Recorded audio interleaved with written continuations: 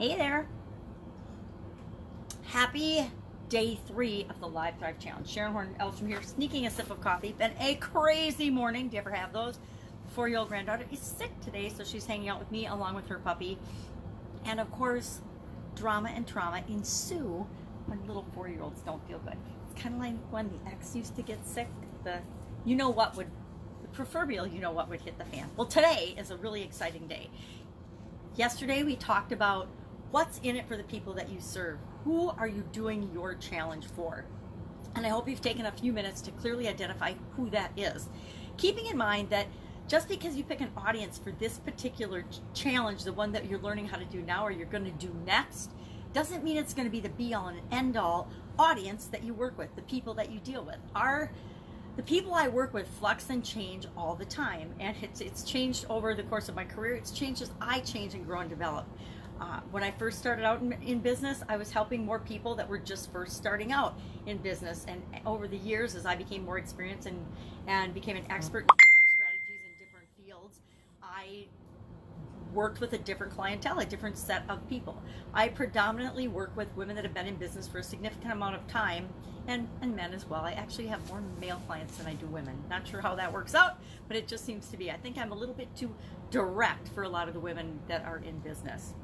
Unless, of course, they're like me and they grew up working in the male-dominated industries where you developed really, really thick skin if you were going to survive. It seems like the women that have had similar experiences like my approach, other people not so much. So today we're going to learn all about the challenge framework, how to make and create the perfect framework for your challenge and for any challenge that you want to do from this day forward. Now, when I was in high school, I ended up finding out that I had a talent for writing, and for writing specifically for the newspaper. We had a high school paper called the True Blue Times, which is probably what almost every high school paper with the blue in their logo or blue in their school colors is called. But we had the newspaper called the True Blue Times, and I ended up writing an article for that almost by accident that ended up winning awards, and got me actually pulled into the world of journalism. And in the world of journalism, there is a saying, and a lot of us learn it in English class, but particularly with respect to writing in journalism, and I'm not even sure it applies or they teach it anymore because I don't see a lot of it in the news reporting that exists. Not that I watch the news anymore, but my whole point is I learned a model back then that I have used throughout so many areas of my life and my career. And that is, of course, the who, what, where, when, why, and how.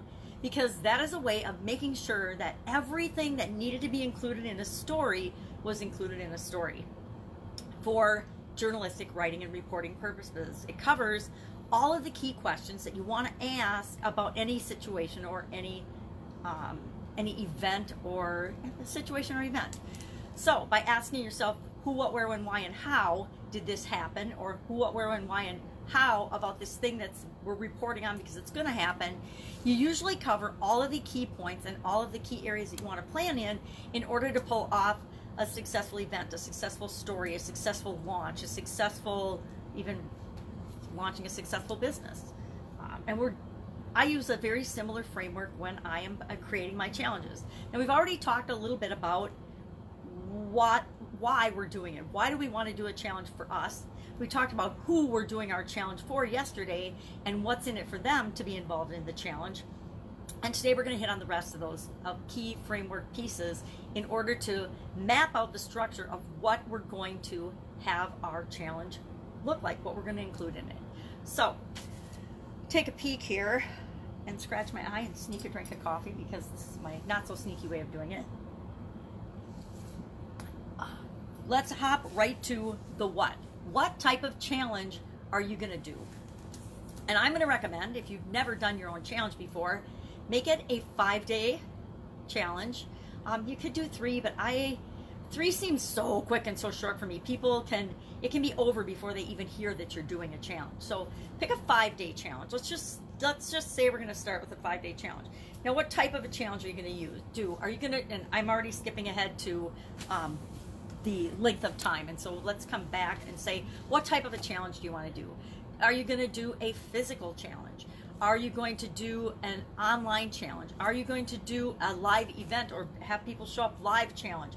Are you going to do, by physical challenge, I mean people physically have to do something. So think of a lot of health related challenges. Give up sugar, give up salt, fast for, now I will admit the challenges that I would recommend doing for less than 5 days would be like a fasting challenge.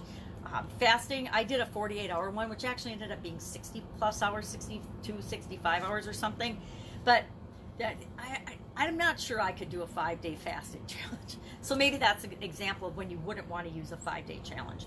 But physical challenges, lose a certain amount of weight over a 5-day period, drink a certain amount of water, do a morning routine. There's some other ones that I've seen. Get 5 new customers in 5 days. That's a really good challenge, by the way. It can be used for almost any industry, and almost everybody, every business is always looking for new customers.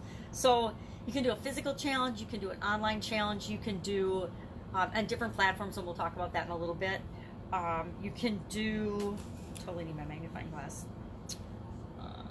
You can do participation challenges. You can do on your own challenges where you just give people some information and an assignment and they either do it or they don't. It's entirely up to them. Participation challenges, usually if there's prizes or something involved, there'll be some kind of proof of participation. So say I'm doing a challenge and each day somebody has to do one thing to prove that they actually did the challenge. Maybe they have to take a picture and post it on usually I do these on a Facebook group page, like I am here. Post the picture of proving that you did it on a Facebook group page. Or maybe you have to go live in Facebook in the group and do a quick Facebook Live talking about answering a question, talking about the assignment, talking about your experience of something, or actually doing something and participating. And then from all the people that participate, that's where the winners are drawn from. I'm going to highly recommend that you do that. Don't reward people for just showing up. Please. I mean, showing up is 80% of the way to success, but you have to take action and participate and engage. The other 15%, and then 5% is other factors, but you actually have to take action and do something more than just showing up. I got really frustrated in my Italian food business because it seems like a switch went off, and I went from having a team of amazing women that worked with us and had worked there for at least a decade to everybody was moving on. Okay, we were all getting older. Everybody started moving on and going on to different things. And we all of a sudden had this turnover of staff, and shame on me for making hiring mistakes, or not being involved enough in the process, where the attitude was, I'm doing you a favor just by showing up. You know, you're so lucky I just am gracing you with my presence here today. And I don't know where that came from, because that is definitely not my philosophy. And so don't think that just people showing up, just listening to your video is enough. They have to not only listen to your video or show up live, they actually have to do the thing that you're asking them to do. So participation challenges. So what type of a challenge do you want to do? What kind of a challenge do you personally like? What is your favorite kind of challenge? I personally like a variety of challenges and all different type of challenges, depending on what the challenge is and what the result is that I'm trying to get. So you're going to have to consider not only what type of challenge you like, but what you think is going to be most effective and best for your ideal customer, your perfect prospect, the perfect people you want to work with. Not okay, if I am targeting small business owners, female small business owners, let's say, I am not trying to get all female small business owners. I am just trying to get a very small segment of them to be attracted to me. I want the motivated go-getters, people that want to improve and get a certain result. I want those people in my challenge. I don't want everybody that's a female small business owner in my challenge, right? It's the same thing as targeting in the first place. We don't want to appeal to everybody, because we want people that are going to actually do it and get the result that they want, because we're here to help the people that are here to help themselves, if that makes sense at all. So I'm touched on prizes a little bit. Again, you're only limited by your imagination with respect to what you can offer for prizes. I would say it's like anything else. Make sure the prizes makes sense for the audience that you're targeting. If I'm targeting a group of women business owners, I'm probably not going to give them gym memberships or discounted gym memberships as a prize, because they may or may not be into health. And so I want a prize that's going to be inspirational and motivational to all of my ideal customers, not just a small segment of them. Now, I'm sure there's a small segment of them that would love maybe a spa day or maybe something, and then there's going to be others that would hate that. Maybe there's a shopping spree somewhere. Well, I don't like shopping, so I'd just soon pass on that. But make sure that the prizes that you offer make sense for the challenge that you're doing. It makes sense for, I should not have set an 11 o'clock challenge. I forgot I have an 11:11 alarm every day to remind me to take some medications, and so I need to turn off my alarm during my challenges. So make sure that if you're going to have prizes, they make sense. Don't give away something that's totally unrelated to your challenge. You can pretty much always be safe with like an Amazon gift card.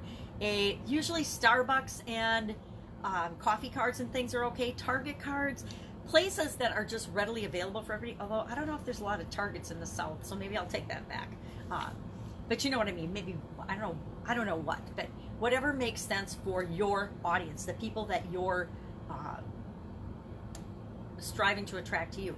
I would say if you have a book or a giveaway or something that you've created, a course or something, you can, a really good thing to give away for people that participate is a discount on your big program, the thing you're going to sell them at the end or that you're going to share with them. Something else that you do, usually something that you've already done that you can give to people that you would like to gift them. Use that as incentive for people to listen and participate in your challenge. So we've talked about what type of challenge you want to do. We've talked about, are you going to do prizes or not? That's kind of an aside, but you got to put it somewhere, so might as well talk about it with respect to the what. How long is your challenge going to be? I think I briefly touched on that. I would say pick 5 days for your first one, because all of us, no matter who you are, no matter what your topic, no matter what your challenge, you can come up with 5 days of content. 5 things that are important. I can't think of a single topic that there aren't at least 5 things that are important or that you could talk about that topic. I would say challenge me in the comments below, and if you're like, well, here's my topic, I can't think of anything for this. I mean, don't just challenge me for the sake of challenging me. Challenge me for like, hey, I really want to do a challenge around this, but I can't think of 5 things to fill a 5-day agenda. Just hit me up, because I am an absolute content, I don't even know. I want to say queen, but I don't think queen even describes it. I am like a content spewer. I create so much content. I don't look at it because it kind of boggles my mind, but I have lots of content, lots and lots of content in different formats. My challenge is to get my content more professional looking than just being me. So how long do you want your challenge to be? How long makes sense? Depending on the challenge, depending on the type of challenge, depending on your audience, that's going to dictate a little bit of how long your challenge needs to be. Like I said, I've done all different length challenges, and depending on what my goal is, what my purpose is for doing that challenge, and the result that I want to get, the people I'm bringing through the challenge, will determine how long that challenge needs to be. Recently did with Heather Ann Haven what a 90-day YouTube influencer challenge. We did a challenge to show people how to do live video and do things on YouTube to up their influence, to be more noticed on YouTube. And we did that over a 90-day period. Now, part of the reason we did it over a 90-day period was you don't become an influencer generally overnight unless you do something incredible and noteworthy and that gets you fame overnight. And how many of the population are going to make that happen? So we wanted to create something that was duplicatable and doable for anybody, right? Anybody that spends 90 days every day doing something can master that thing, right? And get the result that they want. And we wanted to set ourselves up as expert. Heather is the influencer queen. She is all about helping people get influence. She's done, I can't remember how many hundreds of podcasts, and she has her own 2 podcasts and things. And she's done all kinds of really cool things. And now she's Miss Texas something. So very cool lady. the sexy boss. She's written the book Sexy Boss and things. So a longer period of time to establish ourselves as experts, and then to help our ideal customers and participants to achieve a bigger, more lofty goal, it takes a longer period of time. And maybe they could actually do it really quickly, but in order for it to stick and become a habit, you have to start to do things every day for an extended period of time to make a bigger goal, a bigger result stick. 21-day challenges are awesome for really establishing yourself as an expert. 21 to 30 days. In 21 to 30 days, you can demonstrate to the world your expertise in an area. And again, you're just showing them basically the tip of the iceberg of what you're capable of teaching and showing them. That's the kind of the purpose of a challenge, is to attract people to us. So when do you want to do your challenge? When makes sense for you? When can you fit it in? Now me, I had to say, okay, I'm going to start at the 3rd and I'm going to fit it in. And when am I going to fit it in? Well, my granddaughter goes to school from 9 to noon. So if I do it 11 o'clock my time, she'll give me enough time to do the challenge live and not have her be here. Well, we saw how well that worked. She ended up sick today, so hopefully she's not sick tomorrow. But she's sick today, but I'm still able to get it done. I just parked her in front of a Barbie movie. Barbie movies are awesome for little girls. Grandmas, not so much, but for little girls, they get a kick out of them. So when do you want to do your challenge? I would say if it's your first challenge, just do it. Just do it. Better sooner than later, because your first one's going to be a practice one anyway. Unless you've already got tens of thousands of followers, or I'd say even if you have 1,000 followers, you might want to think it out a little more and then promote it ahead of time. But otherwise, just do it. When I decide I'm going to do a challenge, I don't publicize it. I don't plan it out for months.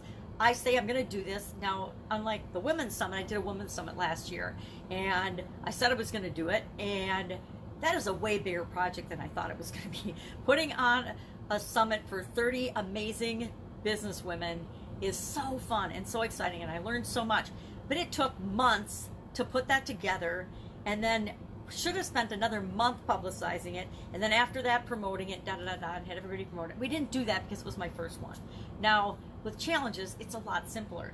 But for your first one, just do it. Take action. Get comfortable with all of the aspects of you actually doing it and leading it. So by the time you really do one that you invite a ton of people to, you're super confident and it goes without a hitch. Or if there's a hitch, like granddaughter's yelling down the stairs, it doesn't matter because you've done enough that it's not even going to faze you. And you just tune her out and ignore her because you know she's safe and protected. So, and then the other thing to consider is not only when makes sense for you. If I am speaking to sports fans, am I going to do a challenge and expect them to miss part of the Super Bowl on Super Bowl Sunday for the challenge? No. So consider your audience. Also consider your audience, your ideal, remember your perfect ideal customer again. Consider how much time they need to devote to your challenge for your challenge period in order to get the result that you're telling them and guaranteeing them that they're going to get. Basically, you're making them a promise and you're guaranteeing that if they do exactly what you say throughout the course of the challenge, they will get the result they want. I'm going to tell you right now, I guarantee if you do the homework every day, this 5-day period, you will be able to go forth and conquer and confidently pull off your own challenge, It can be online or offline, totally up to you. But you'll be able to do it because you'll know what to do. You'll have all the pieces, all the components, and then you just have to decide the details of how do you personally want to customize it and make it your own. So how much time do they need to spend every day? And I think we talked about this a little bit yesterday. There's challenges that require you to spend hours a day in order to get through them, in order to get them done. And that's fine if that's the audience and you're looking for the most dedicated people in that audience and you want to attract them. But otherwise, just remember to consider your time and their time, because the more time that you're wanting them to commit to it, it means the more time and effort you're putting into it. If I am expecting people to do 3 hours worth of content and just absorb that content, then I and a team of people are probably putting at least 3 hours worth of effort each day into that content, or more, usually more because we've got years of experience planning it out. The next thing to think about is the timing and the delivery of your content. Are you going to do a live challenge, or are you going to pre-record and just drip the content out, or deliver the content? And when are you going to deliver it? Maybe you're going to deliver it on a specific time. You're going to pre-record and deliver it at a certain time every single day. Maybe you're going to be like me, you go live, you hop on, you talk for as long as you're going to talk, share the information you want to share, give a quick assignment, and then that's it. Do it live. A lot of challenges, they'll do it live, and then they'll do a watch party later on in the day to answer questions and things. And I think my next challenge, I'm gonna actually do that. So I'll do it live at a certain time, and then I'll do it as a watch party and answer questions myself and participate and engage with people later on in the day. So maybe I'll do it again around lunchtime. I like the lunchtime ones, and then, but not take everybody's whole lunchtime, right? People gotta eat. Lunchtime, and then maybe, you know, in the evening, 6, 7 o'clock in the evening, when people are getting home and they've eaten dinner and they're just instead of watching TV, maybe they're learning something and doing some personal development. So we'll play that by ear. And then we need to decide, where are we going to actually do our challenge, and how are we going to do it? If we're doing an online challenge, you can figure out how to do a challenge on almost every platform. I've done YouTube. I haven't done LinkedIn. LinkedIn, I'm kind of just sharing this challenge on LinkedIn as a practice mode to go into it. My next challenge might be on LinkedIn. We'll see. I haven't figured out how to master that one yet. At least I'm not doing live challenges on LinkedIn. But I can do live ones on Facebook Live. I can do live ones on Instagram. I can do live ones on YouTube. I can do live ones on a whole bunch of different platforms that I've probably never heard of, depending on who your audience is. We always want to go to where the people that we want to work with are hanging out. Where do they hang out? Where do they congregate already? That's the platform we want to do our challenges on. And that's part of why I'm thinking about LinkedIn. My audience is on LinkedIn. They're not necessarily on Facebook, or it might be on Facebook, but there's so many other people doing challenges and doing things on Facebook. That's not where I necessarily want to be or live. I want to go where my people are, and I want to provide them services that they can only find and get from me. There's so many different ways to do live video nowadays that are free, and it's really interesting because over the years, over even just the last few years, I've had to learn all different platforms and things. And where I lived out in the country, the technology was so glitchy. There were platforms like Webinar Jam that I could never actually get to work because of my internet service where I was. So now as I'm moving, one of the biggest things I'm considering is, what's the internet like there? And if I don't like the internet, I'm not going to live there, because I went through so many challenges just trying to get internet service where I lived, especially live feed internet. But now there's Zoom, and there's Be Live, and there's Facebook Live. Facebook Live is free, and you can do everything you need to do a challenge for free. So you can go pay for a platform and pay to have different things to do it, but why would you? Why would you, if you don't need to, go pay for something? Not very good business, not very smart business, not very smart way to build your own following or whatever it is that you want to do by doing challenges in the first place. You can do them just through email. Once a day, your challenge can be sending people an email and then teaching a lesson. You can either attach a video or not. It can just be a written challenge.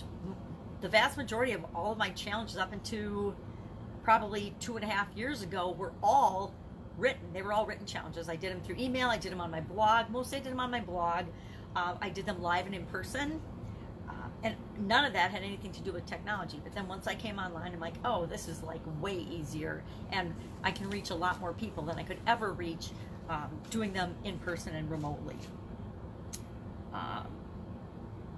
You can do, they don't have to be live. You can do your challenges as pre-record. You can use messenger bots to deliver your challenges. You can use any platform that your people are on to find a way to deliver your challenge. I personally like video because I'm visually challenged, and it's easier for me to just pop off and make a video. I don't even like having notes because I can't see my notes. So I write them for my memory, but I can't really see them, so it's silly that I even have them or write them down. But I like to capture things, and somebody else can always read them for me or to me. So I'm trying to think if I've cut on, and we're going to talk more in depth about how specifically I recommend that you do your first challenge if you haven't done one yet, because it is free. I mean, so if it's free, there's no reason to say, I can't do it because it's too expensive. I'm going to show you how to set it up and do it, and you're learning it now. So at the end of this 5-day challenge, you will already have the entire framework and outline for your challenge set up and ready to go. And then it's just a matter of, do you have a Facebook page? Do you have a Facebook group? Do you know how to use units? Do you know, and you don't have to use units, you can just do it right on your page. You can actually do a challenge right on your Facebook profile, your LinkedIn profile, your TikTok. I don't know how you do it in 15 seconds, but maybe there's a way to figure out how to do a challenge on TikTok with 15-second videos. Obviously, I know nothing about TikTok. And maybe by the time you watch this video, TikTok will be gone. I don't know. But my whole point is, you'll have everything you need to do your own challenge. You could actually do your own challenge as soon as Monday if you wanted to, because we'll be done with the challenge. You could put all your pieces together, have it ready to go, and actually launch it this coming Monday. So the next thing is to decide when you're going to do your challenge. When are you going to do your next challenge? So today's assignment, I'm just going to hop to that. I've kind of pontificated enough on this stuff, and it isn't that hard. The framework is simple. Answer the questions: who, what, where, when, why, and how, and you will have the core framework and the core plan in place for doing your own super successful results getting challenge in days, not years, right? So you'll be getting results like right away, not spending years and years commiserating over trying to figure out how to do all the moving pieces and components, because there are some moving pieces and components, but we tend to make them so complicated, and they don't have to be that complicated. And people that do challenges, guess what? They make you think that it's super hard and super complicated and nobody can do it, right? Only they can do it because they're the expert. I'm going to say poppycock here because it's nonsense. Anybody listening to me can figure out how to do anything they want to. Anything is possible for any of us if we're just motivated and we want to know how to do it. If you want to know something, you'll figure out how to do it. So our assignment today is simply to answer these questions. And we've already done the who and we've already done the why, so we don't have to answer those. But what's the topic of your challenge going to be? What's the result that you're going to get people? What's the topic? What type of challenge are you going to do? Are you going to do a live in-person event challenge? Are you going to do a physical challenge? Are you going to do a Facebook challenge or some other platform? How long is your challenge going to be? 5 days, 10 days, 21 days? And then I'll show you how to map out the content for each of those days depending on how many days you're going to do your challenge for. And I'll share in detail how to do a 5-day challenge and how to decide what to include in your 5-day challenge. When are you going to do it? Commit in this, call your shot and say, I'm going to do my challenge on February 24th or whatever day, whatever date you plan, but set a specific date so that you have a specific goal set of when you are going to do your first or next challenge. And then where are you going to do it? What platform are you going to do it on, or where are you going to do it live? I would love to do a mastermind challenge up at our cabin. I think that would be absolutely incredible, but it would have to be like 5 people. Five people, because that's all we can comfortably sleep and let everybody still have their privacy. And it's an incredible place. It's got a bowling alley and all kinds of cool stuff. And I would love to do like a mastermind challenge or a mastermind weekend event up there. I think it'd be incredible with a bunch of small business women. I just think that would be so much fun and so exciting. It's such a beautiful, fun, unique place. And so that would be an example of a physical location event-based challenge. Or are you going to do an online challenge? And if you're going to do an online challenge, just pick your platform. Just share your platform. So you already have your who, you already have your what. Share the type. What's the topic of your challenge, the type challenge you're going to do, when you're going to do it, how long it's going to be, and then the date you're going to start. Because if you're doing a 5-day challenge, we can figure out if you're starting on the 24th, how many days? 24, 25, 26, 27, 28. You'll be done the 28th, the 24th to the 28th. So just the day you're going to start, and then where you're going to do it. What platform or where you're going to do it. Because if I know where you're going to do it, then I can specifically talk about lessons learned on that particular platform. Unless it's some bizarre platform that I've never heard of and I'm not a part of, like say Mix, or I don't know why you do it there, but